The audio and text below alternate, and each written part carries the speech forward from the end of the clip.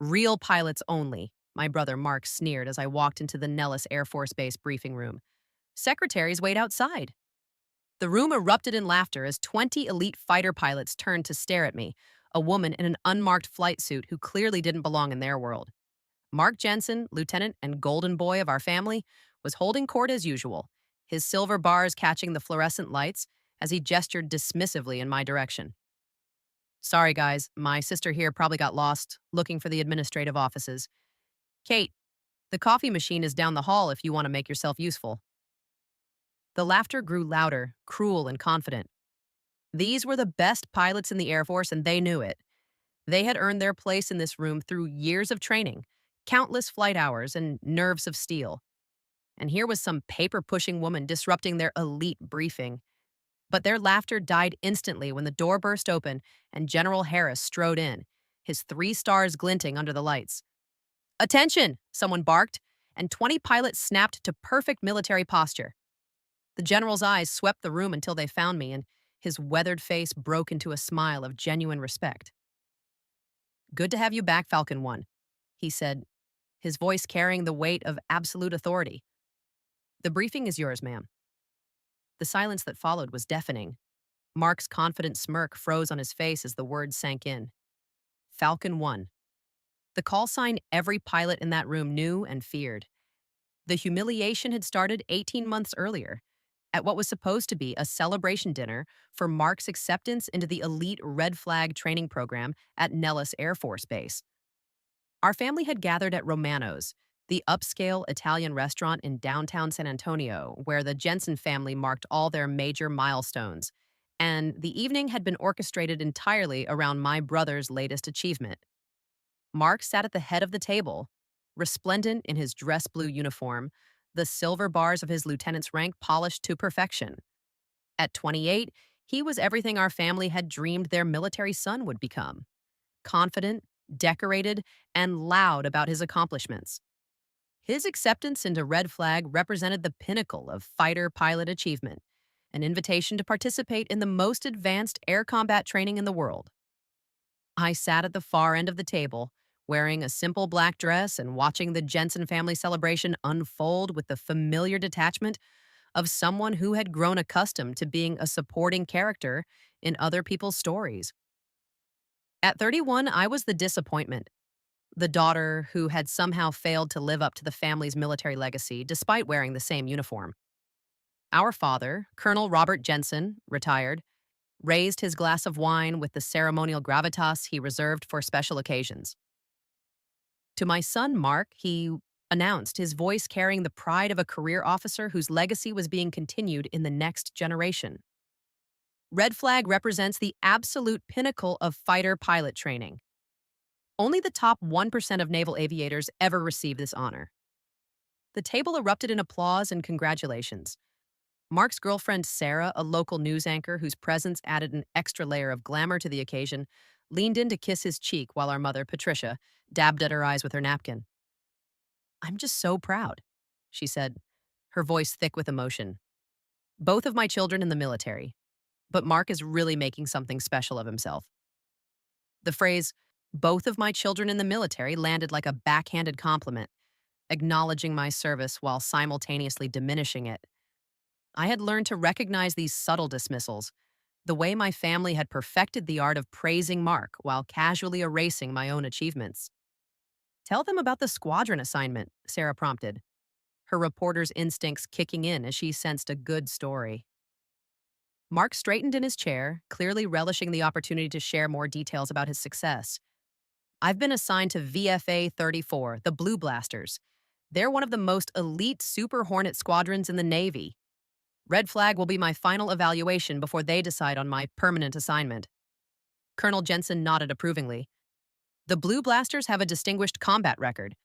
Korean War, Vietnam, both Gulf Wars. You're carrying on a proud tradition, son. What about Kate's assignment? My cousin Lisa asked innocently, turning the conversation toward me for the first time all evening. Where are you stationed now? The question created a brief moment of uncomfortable silence, as my family realized they had been celebrating Mark's achievements for an hour without acknowledging my presence. All eyes turned to me, and I could see the subtle resignation in their expressions, the polite interest they showed when forced to include the less successful family member in the conversation. I'm at the Pentagon, I said simply, reciting the cover story I had perfected over the years. Administrative support for Air Force operations planning. Administrative support, Mark repeated with a chuckle that carried just enough edge to cut. That's military speak for desk job, right? Filing reports, organizing meetings, keeping the coffee fresh for the real military personnel. The table laughed along with his joke, the sound light and casual, but devastating in its dismissiveness. These people, my own family, had turned my service into a punchline without ever bothering to understand what I actually did. Someone has to handle the paperwork, I said quietly, maintaining the facade that had protected my operational security for 7 years. True, my father agreed with the condescending wisdom of someone explaining simple facts to a child. Every military operation needs support, personnel. Not everyone can be a pilot, and there's no shame in finding your place in the system. Finding your place in the system. The phrase was meant to be comforting, but it revealed everything about how my family viewed my military career. They saw me as someone who had settled for a lesser role, who had found her appropriate level of contribution in the vast machinery of military bureaucracy. Mark wasn't finished with his analysis of my career. The thing is, he said, leaning forward with the confidence of someone who believed he understood military hierarchy better than anyone else at the table, Kate could have been a pilot if she'd really wanted it. But it takes a special kind of person to handle the pressure, the split-second decisions, the responsibility for multi-million-dollar aircraft. He gestured toward himself with false modesty. Not everyone has what it takes to be a fighter pilot. It's probably better that Kate found something more suited to her. Personality. The word personality was delivered with surgical precision, designed to suggest that I lacked the courage, the competitiveness, the fundamental warrior spirit that defined real military aviators. It was the kind of insult that couldn't be directly challenged without seeming defensive, which made it particularly effective. Mark's right, Sarah chimed in, her journalist training allowing her to deliver supporting commentary with professional smoothness. Fighter pilots are a breed apart. The physical demands alone would eliminate most people, let alone the mental pressure. It takes someone really special. I watched this performance with the detached fascination of an intelligence analyst observing enemy tactics. My family had constructed an elaborate narrative about military service that placed fighter pilots at the apex of warrior achievement, with everyone else relegated to supporting roles of varying insignificance.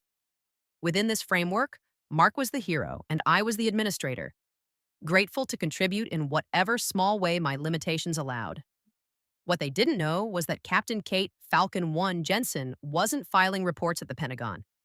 I was the commanding officer of the 64th Aggressor Squadron, the elite unit responsible for developing and implementing the tactical scenarios that made Red Flag the most challenging air combat training in the world. While Mark was learning to fly FA-18 Super Hornets in carefully controlled training exercises, I was designing the combat scenarios that would test his skills against the most advanced threat simulation technology ever developed. I flew F-16 Fighting Falcons modified to replicate enemy aircraft capabilities, leading a team of pilots whose job was to systematically defeat every student who entered our airspace. My call sign, Falcon 1, wasn't just a radio designation. It was a mark of respect earned through 7 years of tactical innovation and combat excellence. I had developed the adversary, tactics that were now taught at Top Gun, created the threat scenarios used in pilot training worldwide, and personally defeated some of the most skilled aviators in American military history. My handler was General Patricia Harris, a woman who had broken through the glass ceiling of Air Force leadership through sheer tactical brilliance, and who treated me with the kind of professional respect my family had never shown. I remembered a conversation with her just weeks before this family dinner, after I had successfully concluded a classified exercise that tested new stealth fighter capabilities against advanced surface-to-air missile systems. Falcon 1, she said over our secure connection, using the call sign that had become more real to me than my given name. The Joint Chiefs are calling Phoenix Storm the most successful tactical evaluation in Air Force history. Your threat scenarios pushed those pilots beyond anything they'd experienced before. I was sitting in my office at Nellis Air Force Base, exhausted from 2 weeks of 18-hour days spent designing and executing combat scenarios that tested the absolute limits of pilot skill and aircraft capability. My family thought I was attending a budget planning conference in Las Vegas. The stealth penetration profiles need refinement, I said, studying the after-action report spread across my desk. The pilots adapted to our surface-to-air threat simulation faster than projected. We need to evolve the tactics to maintain realistic challenge levels. Already thinking 3 steps ahead, General Harris replied with approval. That's why Phoenix Storm succeeded where previous exercises failed. Your ability to anticipate pilot adaptation and modify scenarios in real time is exactly what this program needs. Any word on the Pentagon briefing? I asked. Secretary of Defense wants a full presentation next month. Your tactical innovations are being integrated into training programs across all service branches. This isn't just about red flag anymore. You're reshaping how America trains its combat aviators. That conversation had taken place 3 days before I sat in Romano's restaurant, listening to my brother explain to our family why administrative personnel like me couldn't handle the demands of real military service. The dinner continued with Mark holding court about his upcoming red flag assignment, sharing details about the exercises he would participate in without knowing that I was the architect of every challenge he would face. He talked about studying enemy tactics, preparing for advanced threat scenarios, and earning the respect of the elite pilot community at Nellis. The instructors at Red Flag are legends, he told the table with the enthusiasm of someone discussing his heroes. These are the guys who developed modern air combat tactics, who know every trick enemy pilots might use against us. Training with them is like getting a PhD in aerial warfare. I sipped my wine and listened to him describe my life's work without any awareness that he was talking about systems I had designed, tactics I had developed, scenarios I would personally implement against him when he arrived at Nellis. What's the most challenging part? Our father asked with professional interest. The unknown, Mark replied immediately. They don't tell you what kind of threats you'll face or what tactics the enemy will use. You have to adapt in real time, think on your feet, prove that you can handle anything they throw at you. Sounds terrifying, my mother said with the kind of proud concern that military mothers perfected. It is, Mark agreed.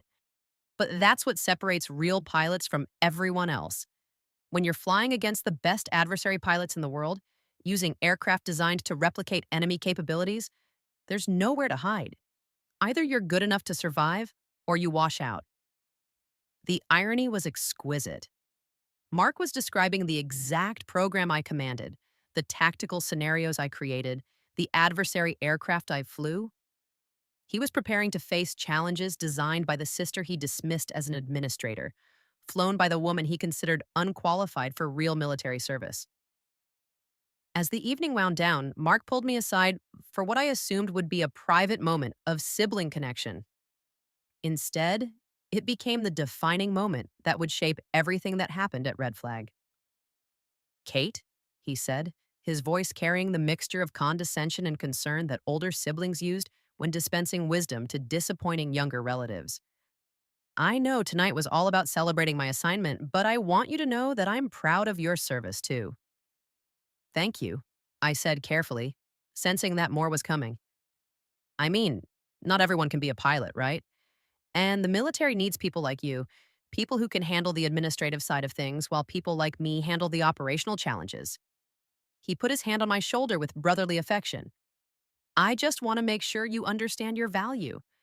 When I'm at Red Flag, training with the best pilots in the Air Force, I'll know that people like you are back at the Pentagon, keeping the coffee warm and the paperwork organized. That's important work, too. The phrase, keeping the coffee warm, was delivered with such casual cruelty that it took my breath away.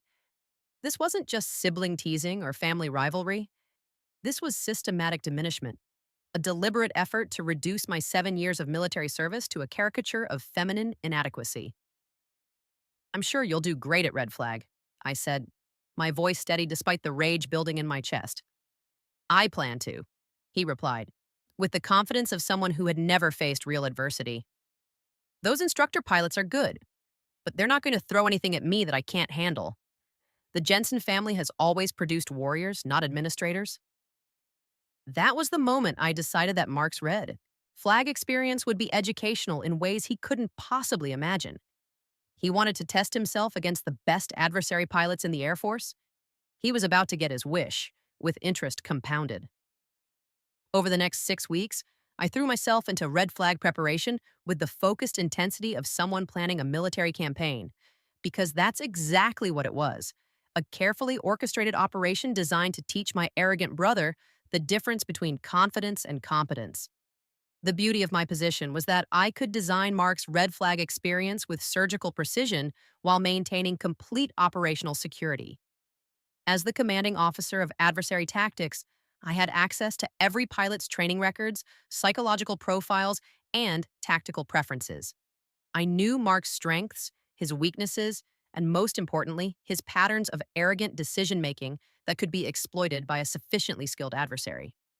I studied his flight training records from Pensacola, analyzed his performance evaluations, and identified the specific tactical assumptions that made him vulnerable. Mark was an aggressive pilot with excellent technical skills, but he suffered from a fatal flaw common to naturally gifted aviators. He believed his individual talent could overcome any systemic challenge. This made him perfect prey for the kind of coordinated adversary tactics I specialized in developing. While Mark prepared for red flag by studying aircraft specifications and practicing individual flight maneuvers, I was designing scenarios that would systematically exploit his psychological weaknesses through tactical complexity he had never encountered. The scenarios I created for his training rotation were masterpieces of psychological warfare disguised as routine exercises. Each day would present escalating challenges designed to strip away his confidence layer by layer, revealing the difference between someone who played at being a warrior and someone who had dedicated their life to the art of aerial combat. I coordinated with the other aggressor squadron commanders to ensure that Mark's 2-week rotation would be a comprehensive education in humility. We would use every advanced tactic in our arsenal: electronic warfare, coordinated multi-axis attacks, adaptive threat simulation that evolved in real time to counter his responses. Most importantly, I would be flying against him personally. Falcon 1 versus Lieutenant Mark Jensen in air-to-air combat scenarios where his family name and confident attitude would provide no protection against 7 years of tactical expertise. The briefing room incident that would begin his education was planned down to the smallest detail. I would arrive at Nellis without rank insignia, wearing the kind of unmarked flight suit that suggested support personnel rather than combat pilots. This would trigger Mark's reflexive assumption that women in military environments were automatically relegated to administrative roles. His dismissive comments would be delivered in front of 20 elite pilots, creating maximum embarrassment when his assumptions were revealed to be catastrophically wrong. The psychological impact would set the tone for everything that followed. 2 weeks of systematic tactical defeat, administered by the sister he had dismissed as unworthy of real military service. General Harris was fully briefed on my plans and gave her enthusiastic approval for what she called advanced leadership development through applied humility. The Red Flag program was designed to push pilots beyond their comfort zones, and Mark's comfort zone was built on arrogant assumptions that needed to be demolished. Make it educational, she advised during our final planning session, but make sure the lesson sticks. 3 days before Mark's arrival at Nellis, I received a text message from him that sealed his fate. "Hey sis, wish me luck at Red Flag. Try not to file too many boring reports while I'm out there proving the Jensen family can produce real warriors. Maybe I'll bring you back some stories about what actual combat training looks like." I read the message twice, marveling at the perfect arrogance of someone who was about to learn exactly what actual combat training looked like when administered by an expert. Then I deleted the thread and focused on the final details of his tactical education. The night before Mark's arrival, I stood on the flight line at Nellis Air Force Base, watching the sun set over the Nevada desert. Around me, the most advanced combat aircraft in the world prepared for another day of training that would push American pilots to the absolute limits of their capabilities. Tomorrow, my brother would walk into that briefing room, expecting to impress a group of elite pilots with his confidence and natural talent. Instead, he would receive the first lesson in a comprehensive course on the difference between playing warrior and being one. I had spent 7 years earning the respect of the most skilled aviators in the American military. Tomorrow, Mark would begin learning why that respect was so difficult to achieve and so easy to lose. The woman he dismissed as a coffee serving administrator was about to become his worst nightmare, an adversary pilot with nothing to prove and everything to teach. Falcon 1 was ready for war. Mark arrived at Nellis Air Force Base on a scorching Monday morning in July, stepping off the transport bus with 19 other elite pilots selected for the most challenging air combat training in the world. He wore his flight suit with the casual confidence of someone who had never doubted his place in military hierarchy, his lieutenant's bars polished to perfection, and his aviator sunglasses reflecting the desert sun. I watched him from the observation deck of the squadron operations building, studying the way he moved through the crowd of pilots with automatic assumption of leadership. Even among this group of carefully selected aviators, Mark positioned himself as the natural focal point, the pilot others would look to for guidance and inspiration. He had no idea that I was watching him, cataloging every gesture and expression for use in the tactical scenarios I had designed specifically for his education. In 30 minutes, he would walk into that briefing room and encounter the first surprise of his red flag experience. The briefing room at Nellis was a theater of military precision, with rows of chairs facing a large projection screen where mission parameters would be displayed. The walls were lined with photographs of legendary pilots who had passed through red flag training, their faces serving as silent witnesses to the traditions of excellence that defined American air combat. When Mark entered the room, he immediately began working the crowd with the social skills that had served him well throughout his career. He introduced himself to the other pilots, sharing stories about his squadron assignment and his expectations for red flag training. Within minutes, he had positioned himself as one of the natural leaders of the group. Lieutenant Mark Jensen, VFA 34 Blue Blasters, he announced to a pilot from the 4th Fighter Wing. Been looking forward to this for 2 years. My father flew F-4 Phantoms in Vietnam, so I guess you could say aerial combat is in the Jensen family DNA. The other pilot nodded appreciatively. Family tradition, that's solid. What's your weapons specialty? Air-to-air primarily, but I've got significant multi-role experience. BVR engagements, close-in fighting, electronic warfare countermeasures. Bring it on, you know. After all the training we've been through, red flag is where we get to prove what we're really made of. I listened to this exchange from the hallway, noting the casual confidence and the underlying assumption that red flag would be a challenging but ultimately manageable test of his existing skills. He had no conception of what awaited him. Tactical scenarios designed by someone who had spent years studying the psychological patterns that made talented pilots vulnerable to systematic defeat. At exactly 800 hours, I entered the briefing room wearing a flight suit with all rank insignia removed. To the assembled pilots, I appeared to be exactly what Mark would expect from a woman in a military environment. Support personnel, probably administrative, definitely not someone who belonged in an operational briefing. The reaction was immediate and predictable. 20 elite pilots turned to stare at the woman who had obviously wandered into the wrong room, their expressions ranging from confusion to amusement. Mark's response was the most pronounced, his face shifting through surprise to condescending concern. "Excuse me," said Captain Rodriguez from the 56th Fighter Wing, speaking with the polite authority of someone addressing obvious confusion. "This briefing is for red flag participants only. Are you looking for the administrative offices?" Before I could respond, Mark stepped forward with the kind of protective chivalry he had always used to demonstrate his superiority. "Hey, no worries," he said to me with a patronizing smile. "Easy mistake. The coffee station is down the hall if you're looking to refresh the beverages for the briefing." The room erupted in laughter, not malicious but casually dismissive. These were professional pilots who had worked hard to earn their place in this elite training program, and the idea that a woman might be among their number simply didn't compute within their operational framework. "Actually," said Lieutenant Cole from the 33rd Fighter Wing, joining the gentle mockery, "while you're out there, could you check if there are any fresh donuts? Long flight from Eglin this morning." More laughter rippled through the room as the pilots returned to their pre-briefing conversations, having dismissed me as a minor administrative distraction. Mark looked particularly pleased with himself, having demonstrated his leadership by smoothly handling what he saw as an awkward situation. Real pilots only in here, he announced to the room with theatrical authority.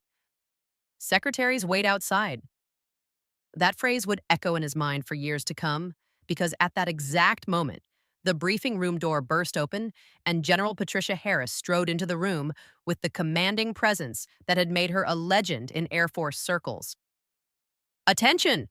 barked Major Williams from the 4th Fighter Wing, and 20 pilots snapped to perfect military posture in unison. The transformation was instantaneous and absolute. Casual confidence replaced by rigid military bearing as they recognized the 3-star general who commanded red flag operations. General Harris was a woman who had earned her position through tactical brilliance and leadership under fire, breaking barriers that had seemed insurmountable just decades earlier. Her presence commanded immediate respect from pilots who understood that she had achieved something extraordinary in the male-dominated world of military aviation.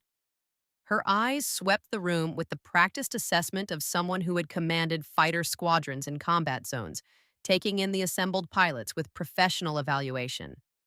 When her gaze found me standing quietly at the side of the room, her weathered face broke into a smile of genuine warmth and respect. "Good to have you back, Falcon 1," she said, her voice carrying the weight of absolute authority and unmistakable pride. "The briefing is yours, ma'am." The silence that followed was so complete that I could hear the air conditioning cycling in the background. 20 elite pilots stood frozen in formation, their brains processing information that didn't fit any framework they possessed for understanding military hierarchy. Falcon 1. Every pilot in that room knew the call sign, even if they had never met the person behind it. Falcon 1 was a Falcon 1, legend in air combat circles, the adversary pilot who had developed the tactical scenarios that made Red Flag the most challenging training in the world. Stories about Falcon 1's tactical innovations were taught at every flight school in America. Mark's face went through a series of expressions that would have been comical if they weren't so devastating to witness. Confusion gave way to disbelief, which transformed into horrified recognition as he processed the impossible reality.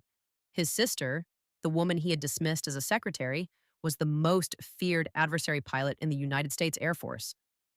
"Thank you, General," I said, my voice carrying the calm authority of someone who had briefed combat pilots for 7 years. "Gentlemen, please take your seats." The pilots moved like sleepwalkers, settling into their chairs while continuing to stare at me with expressions of bewildered respect. Mark sat in the front row, his face pale with shock and dawning comprehension of what he had walked into. I moved to the podium with practiced confidence, connecting my laptop to the projection system with the smooth efficiency of someone who had conducted thousands of briefings. The red flag logo appeared on the screen, followed by my operational credentials that painted a picture no one in that room had expected. "Welcome to Red Flag 23-3, I began, my voice filling the room with professional authority. "I am Captain Kate Jensen, call sign Falcon 1, commanding officer of the 64th Aggressor Squadron. For the next 2 weeks, you will be participating in the most advanced air combat training scenarios in the world." I clicked to the next slide, which displayed my qualifications in stark detail. 2,400 flight hours in adversary aircraft, developer of advanced threat simulation protocols, architect of the tactical scenarios used in pilot training worldwide. The credentials that Mark's family had dismissed as pushing papers were revealed as the foundation of modern air combat training. "The 64th Aggressor Squadron exists for one purpose," I continued, watching Mark's expression as the full scope of his error became clear. "To defeat you. Every scenario you will face has been designed to push you beyond your training, beyond your comfort zone, beyond what you believe possible." Lieutenant Rodriguez raised his hand tentatively. "Ma'am, when you say defeat us, what exactly does that mean?" I smiled with the cold precision of a predator, explaining the rules of engagement to prey. "It means that for the next 2 weeks, your mission is to survive tactical scenarios designed by pilots who have spent years studying how to systematically destroy every advantage you think you possess." I clicked to a slide showing the exercise schedule, each day representing a carefully planned escalation of tactical complexity. Day 1 will be basic air-to-air combat against conventional threats. By day 14, you will face coordinated multi-axis attacks using electronic warfare, surface-to-air missiles, and adversary tactics that simulate the most advanced enemy capabilities in the world. The room was silent as the pilots absorbed the scope of what awaited them. These were confident aviators who had excelled in every training program they had encountered. But Red Flag represented something qualitatively different: systematic tactical education through repeated defeat. Questions? I asked, scanning the room with professional interest. Captain Martinez from the 56th Fighter Wing raised his hand. Ma'am, what's the success rate for Red Flag participants? Define success, I replied. If success means completing the program without being shot down, the rate is approximately 0. Every pilot who enters Red Flag airspace will be defeated multiple times. The question is not whether you will lose, but whether you will learn from the experience. I let that sink in before continuing.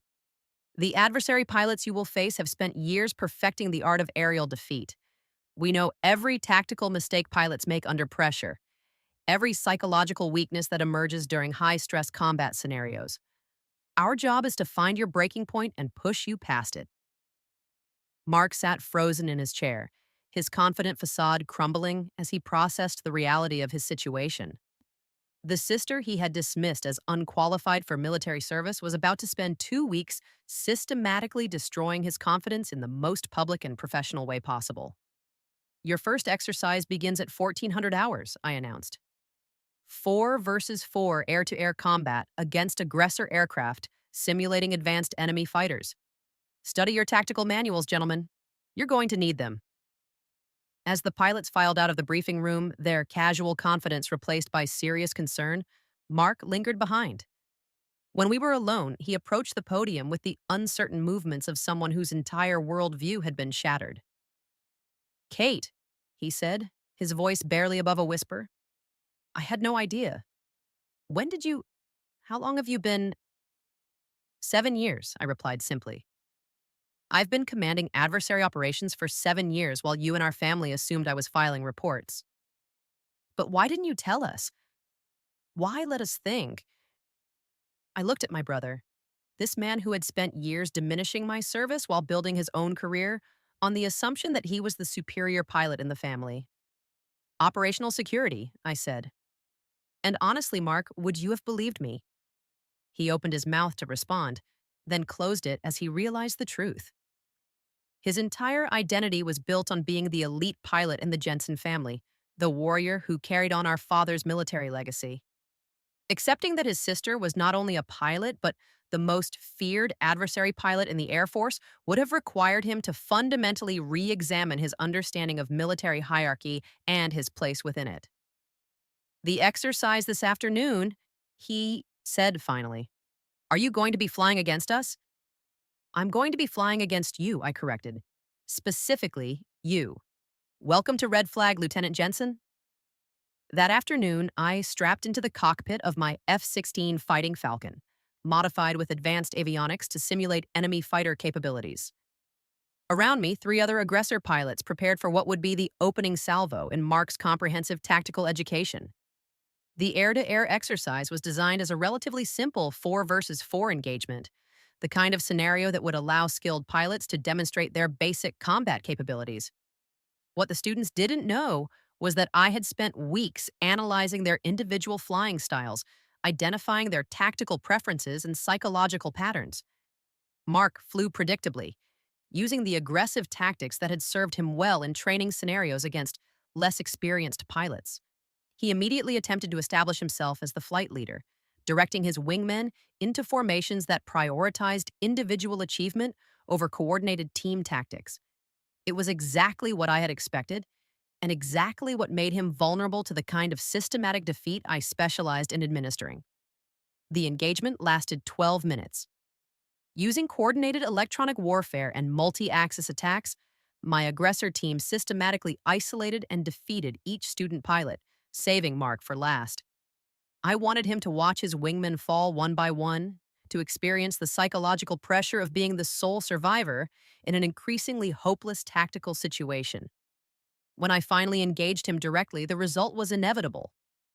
Mark's aggressive individual tactics were no match for 7 years of tactical expertise, backed by comprehensive knowledge of his psychological weaknesses. I defeated him using a combination of electronic warfare and superior positioning that left him with no viable escape options. Splash 1 FA-18, I announced over the radio as the computer systems registered his simulated destruction. Good try, Lieutenant Jensen. The debriefing afterward was conducted with clinical precision, each tactical mistake analyzed and cataloged for future reference. Mark sat in stunned silence as I systematically deconstructed his performance, identifying every decision that had contributed to his defeat. Your primary error, I explained to the assembled pilots, was assuming that aggressive tactics could overcome systematic tactical planning. Lieutenant Jensen attempted to establish individual dominance rather than coordinating with his wingmen, making him vulnerable to coordinated adversary response. I displayed radar tracks showing his flight path during the engagement. Notice how he committed to an attack vector without securing his flanks or establishing escape routes. This is characteristic of pilots who have excelled in training scenarios but have never faced adversaries with comparable skill levels. The pilots nodded thoughtfully, absorbing the tactical lesson while Mark's face burned with humiliation. This wasn't just a training defeat. It was a public dissection of his flying skills by the sister he had dismissed as incapable of understanding real military service. Day 2 brought more sophisticated scenarios, surface-to-air missile threats combined with adversary fighters, electronic warfare that disrupted their communication systems, and tactical complexity that pushed their decision-making abilities to the limit. Mark's performance deteriorated steadily as the psychological pressure mounted. Each defeat was more comprehensive than the last, his confident tactical assumptions systematically demolished by scenarios he had never encountered in his previous training. By day 5, he was making basic errors that first-year flight students would have avoided. The stress of repeated tactical defeat, combined with the knowledge that his sister was orchestrating his humiliation, had shattered his confidence completely. The turning point came during a particularly challenging scenario on day 7. Mark, flying as flight leader for a 4-ship strike package, made a tactical decision that endangered his entire formation. Ignoring established protocols, he abandoned his wingmen to pursue what he thought was an advantageous attack position. I was waiting for him. The simulated missile impact that killed his aircraft also destroyed any remaining illusion that he was qualified to lead other pilots in combat situations. But more importantly, his decision to abandon his wingmen violated the fundamental principle of military aviation: mission accomplishment through coordinated teamwork. Colonel Sandra Mitchell, the Red Flag mission commander, made an unprecedented decision during the post-flight briefing. Lieutenant Jensen, she announced in front of the assembled pilots, you are hereby removed from flight leadership for the remainder of this exercise. The room fell silent as the implications sank in. Being removed from flight leadership during Red Flag was a career-defining humiliation, a public declaration that a pilot lacked the judgment and tactical skill necessary for combat operations. Furthermore, Colonel Mitchell continued, you will spend the remainder of your training rotation in ground assignments, studying tactical scenarios until you demonstrate basic understanding of coordinated flight operations. Mark's face went white as he processed the magnitude of his disgrace. He had arrived at Red Flag expecting to distinguish himself among elite pilots. Instead, he was being publicly benched for tactical incompetence by officers who would file reports that could end his flying career. I felt no satisfaction as I watched his humiliation unfold. This wasn't personal revenge, yes, it was professional evaluation. Mark's arrogance and individual-focused tactics made him a danger to other pilots, and Red Flag had exposed those flaws with surgical precision. The final week of his rotation was spent in classrooms and simulators, studying the tactical principles he should have mastered years earlier. While other pilots continued flying increasingly complex scenarios, Mark analyzed engagement footage and wrote tactical assessments under the supervision of instructors who treated him like a student pilot rather than an experienced aviator. Meanwhile, my performance during the exercise had caught the attention of senior Air Force leadership. General Harris called me to her office on the final day of Red Flag 23-3 with news that would change my career trajectory permanently. Falcon 1, she said, gesturing for me to sit across from her desk. The Joint Chiefs have been reviewing your tactical innovations. The scenarios you developed for this rotation exceeded all performance metrics. She handed me a folder containing official correspondence from the Pentagon. You're being promoted to Major, effective immediately, with assignment as the permanent commander of the new Red Team Development Division. Your tactical expertise is being integrated into pilot training programs across all service branches. I opened the folder to find promotion orders signed by the Chief of Staff of the Air Force himself, along with a new assignment that would put me in charge of adversary tactics development for the entire American military aviation community. This is unprecedented, General Harris continued. A dedicated division focused entirely on developing tactical scenarios to challenge our best pilots. You'll have unlimited resources and direct reporting to the Pentagon. What about the 64th Aggressor Squadron? I asked. You'll maintain command of the 64th while expanding the program globally. Major Jensen, you're not just running Red Flag anymore, you're designing the future of air combat training for the free world. That evening, I called my parents to share news of my promotion. The conversation was awkward and stilted, my mother's voice tight with confusion as she tried to reconcile the daughter she thought she knew with the reality of my achievements. Major, she repeated. But I thought you were just... we didn't realize... I've been promoted to Major and given command of a new tactical development division, I explained patiently. It's a significant advancement in my career. That's wonderful, honey, my father said, his career military background allowing him to understand the significance, even if he couldn't grasp the details. We're proud of you. But the conversation felt hollow, a polite acknowledgement of success they didn't understand from a daughter they had never bothered to know. They had spent years celebrating Mark's achievements while dismissing mine, and now they were struggling to process information that contradicted everything they believed about military hierarchy. Mark returned home from Red Flag a different person. The confident pilot who had departed for Nellis had been replaced by someone who understood the vast difference between training exercises and actual tactical competence. His flying career survived, but he never again assumed that natural talent could overcome systematic preparation. More importantly, he never again dismissed other service members based on gender or apparent assignment. His Red Flag experience had taught him that assumptions about military capability could be catastrophically wrong, and that lesson stayed with him for the rest of his career. 6 months later, I was standing in the Pentagon, briefing a room full of generals and admirals on global adversary tactics development. My tactical innovations were being implemented in allied air forces around the world, and my call sign had become synonymous with air combat excellence. The phone call from my father came on a Tuesday afternoon, his voice uncertain as he struggled with words that didn't come naturally to him. Kate, he said slowly, I've been thinking about our family dinners, about the things we said about your career. I wanted to call and, to say that we may have misunderstood some things. It was the closest to an apology I would ever receive from him, wrapped in the careful language of someone who couldn't quite admit how wrong he had been. I listened to his awkward attempt at reconciliation, feeling nothing but distant sadness for the years of misunderstanding that could never be recovered. I appreciate you calling, Dad, I said simply. Maybe you could explain more about what you do now? Help us understand your new position? I thought about trying to bridge the gap between my family's limited understanding and the reality of my responsibilities. I could explain that I was designing tactical scenarios used by NATO allies, that my innovations were reshaping air combat training worldwide, that the administrative work they had dismissed was actually strategic planning at the highest levels of military leadership. But I realized that their approval no longer mattered to me. I had spent 7 years proving myself to people who actually understood tactical excellence, earning respect from pilots and commanders who appreciated the complexity of what I did.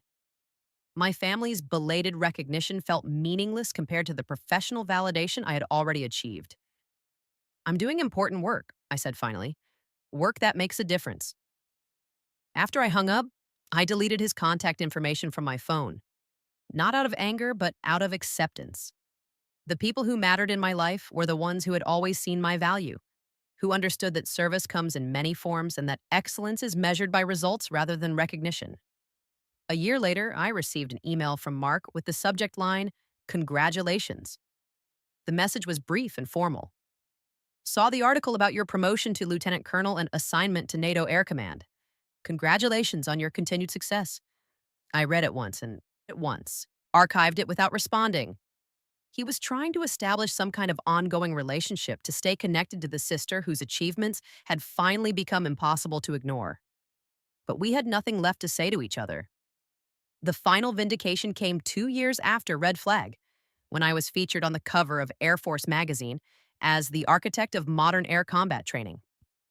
The article detailed my tactical innovations and their impact on pilot training worldwide, describing me as one of the most influential military aviation professionals of my generation. My parents framed the magazine cover and hung it in their living room next to Mark's flight school graduation photo. When neighbors and friends visited, they would point to the magazine and explain that this was their daughter, the lieutenant colonel who designed tactical training for NATO. But their pride felt hollow and performative, a desperate attempt to claim credit for achievements they had never supported or understood. They wanted to bask in reflected glory without acknowledging that they had spent years trying to diminish the very qualities that had made my success possible. I was done being their disappointment, just as I was done seeking their approval. The Jensen family legacy would include a daughter who had revolutionized air combat training, whether they had supported her or not. Standing on the flight line at Ramstein Air Base in Germany, watching F-35 Lightning IIs prepare for training exercises using tactical scenarios I had developed, I felt the deep satisfaction of someone who had found their true calling. The aircraft around me represented the future of air superiority, and their pilots would be trained using methods that bore my signature. The woman my family had dismissed as unqualified for real military service had become the architect of how the free world prepared its warriors for aerial combat. The sister they had treated as a supporting character in Mark's story had written her own story, one that would influence military aviation for generations to come. I was Lieutenant Colonel Kate Falcon 1 Jensen, and I was exactly where I belonged, leading from the front, innovating in the shadows, and ensuring that American pilots would always have the tactical advantage they needed to come home alive. The vindication was complete and it was permanent. Sometimes the quiet ones are running the show from behind the scenes. If you've ever been underestimated because of your gender, your appearance, or your role, if you've ever had to prove yourself twice as hard for half the recognition, share your story below. Here in this community, we see the real warriors, the ones who earn respect through excellence, not through noise.